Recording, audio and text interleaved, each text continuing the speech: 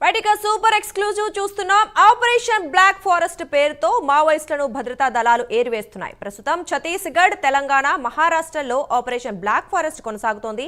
ప్రతిరోజు అడవుల్లో తుపాకుల మోత మోగుతోంది.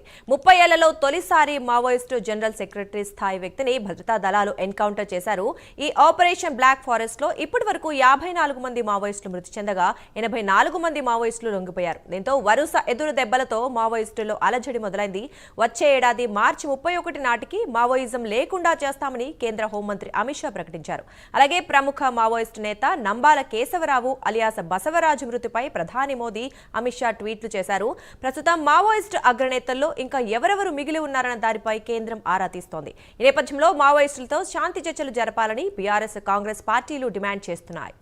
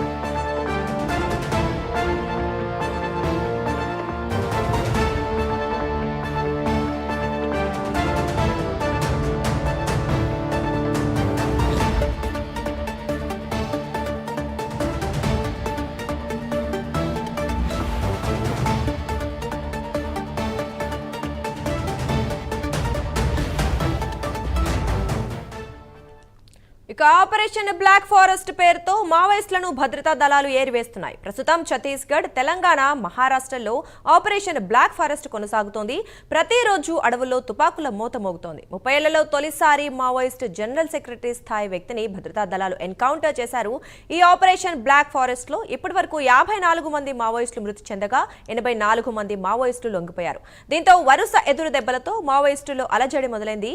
వచ్చే ఏడాది మార్చి 31 నాటికి మావోయిజం లేకుండా చేస్తామని కేంద్ర హోంమంత్రి అమిత్ షా ప్రకటించారు. అలాగే ప్రముఖ మావోయిస్టు నేత నంబాల కేశవరావు అలియాస్ బసవరాజు మృతిపై ప్రధాని మోదీ, అమిత్ షా ట్వీట్లు చేశారు. ప్రస్తుతం మావోయిస్టు అగ్రనేతల్లో ఇంకా ఎవరెవరు మిగిలి ఉన్నారన్న దానిపై కేంద్రం ఆరా తీస్తోంది. ఈ నేపథ్యంలో మావోయిస్టులతో శాంతి చర్చలు జరపాలని బీఆర్ఎస్, కాంగ్రెస్ పార్టీలు డిమాండ్ చేస్తున్నాయి. బట్ ఇదే విషయానికి సంబంధించి మరింత సమాచారం మా కరెస్పాండెంట్ ప్రవీణ్ లైవ్ లో అందిస్తారు.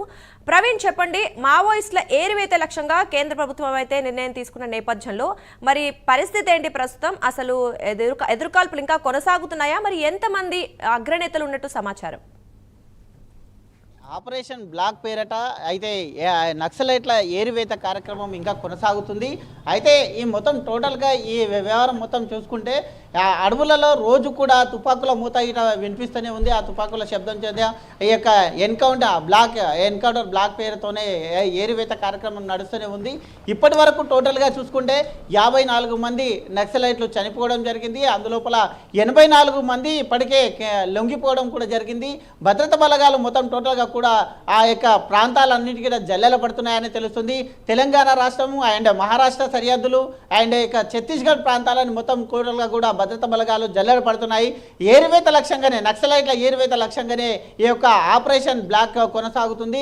అయితే ఇప్పటికే ఆపరేషన్ ఈ యొక్క ఏదైతే నక్సలైట్ల అయితే ఈ యొక్క మొదటిసారిగా నిన్న జరిగిన కాల్పులలో ఎవరైతే కేశవరావు ఉన్నాడో ఆ కేశవరావు అయితే నక్సలైట్ల ఒక కార్యదర్శిగా ఉన్నటువంటి అధికారిని, జనరల్ సెక్రటరీగా ఉన్నటువంటి అధికారిని ఎన్కౌంటర్ చేయడం అనేది అయితే భద్రతా బలగాల విజయం అనేది తెలుస్తుంది. అదేవిధంగా గత 30 సంవత్సరాల నుంచి తీసుకుంటే కూడా ఇంత పెద్ద స్థాయిలో ఎన్కౌంటర్ చేయడం ఇది మొదటిసారి. ఎందుకంటే ఈ కేశవరావు అయితే ప్రత్యేక హోదాలో ఉన్నారు. ప్రత్యేక హోదాలో ఉన్నటువంటి క్రమం లోపల నిన్న ఎన్కౌంటర్ ఎన్కౌంటర్లో మృతి చెందడం జరిగింది. అయితే టోటల్గా భద్రతా బలగాలు కూడా కేంద్రం కూడా స్పష్టంగా ఇంకా అగ్రనేతలు ఎవరైతే ఉన్నారో టార్గెట్ చేసిందనే చెప్పాలి ఇప్పటికే. అయితే వాళ్ళ ఏరివేత లక్ష్యంగా అయితే ఆ విధంగా కొనసాగుతుంది. అయితే ఈ యొక్క కేశవరావు చనిపోయినట్టు మోదీ ట్వీట్ కింద చేయడం జరిగింది. ఏరివేత లక్ష్యంగానే ఈ ఆపరేషన్ కొనసాగుతుంది, నక్సలైట్ల ఏరివేత లక్ష్యంగానే కొనసాగుతుంది అని. అదేవిధంగా అమిత్ షా కూడా ఒక ప్రకటన కింద చేసిన నేపథ్యంలో వచ్చే సంవత్సరం మార్చి 31 నాటికి ఎవరికి ఈ యొక్క నక్సలైటిజం లేకుండా చేస్తామని కూడా చెప్పడం జరిగింది. కాబట్టి అయితే అగ్రనేతల్లో కూడా టెన్షన్ మొదలైందని చెప్పాలి. మరోవైపు చూసుకుంటే ఇక టీఆర్ఎస్ కానీ బీఆర్ఎస్ కానీ మరి యొక్క కాంగ్రెస్ కానీ మావోయిస్టులతో శాంతి చర్చలు జరపాలని పట్టుబడుతున్న నేపథ్యంలో మొత్తం టోల్గా ఈ వ్యవహారంలో కేంద్రం మాత్రం తగ్గేదే లేదంటూ భద్రతా బలగాలు అడవిలో కూడా ముందుకెళ్తూనే ఉన్నాయి. ఆ యొక్క ఛత్తీస్గఢ్ ప్రాంతంలో కానీ తెలంగాణ సరిహద్దు రాష్ట్రంలో కానీ అయితే కేంద్ర బలగాలు ముందుకు వెళ్తూనే ఉన్నాయి. నక్సలైట్లు మొత్తం టోటల్గా లేకుండా చేస్తామనే ఉద్దేశంతో కూడా ఉన్నట్టు తెలుస్తుంది.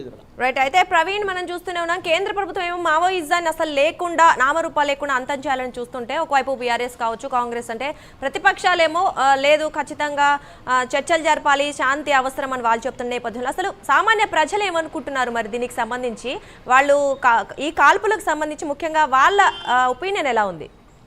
ఎస్, సామాన్యులు కూడా అక్కడ ఉన్నటువంటి ఏవైతే ఆదివాసులు ఉంటారో వాళ్ళు కూడా అయితే ఒకటే చెప్తున్నారు, వెంటనే ఆ యొక్క కాల్పులను ఆపాలి, కాల్పులను ఆపేసి శాంతి చర్చలకు అయితే ఈ యొక్క మావోయిస్టులను చర్చలకు పిలవాలి, చర్చల ద్వారా వాళ్ళ యొక్క ఏవైతే డిమాండ్లు పరిష్కరించాలని అయితే అక్కడ సామాన్యుల నుండి ఇక్కడ ప్రతిపక్షాలు ఉన్నటువంటి ఏదైతే బీఆర్ఎస్ కాంగ్రెస్ ఉందో ప్రతిపక్షాలు కూడా అయితే సిపిఐ పార్టీలు కూడా అయితే ఈ యొక్క మావోయిస్టుల నేతలతోని అయితే చర్చలు జరగాలి, అయితే కాల్పులు విరమణ చేసుకోవాలి అని కూడా చెప్తూ ఉన్న నేపథ్యంలో కేంద్రం మాత్రం ఒకటే దిశగా వెళ్తుంది. ఒక నెక్స్ట్ ఇయర్ ఏదైతే మార్చి 31 ఉందో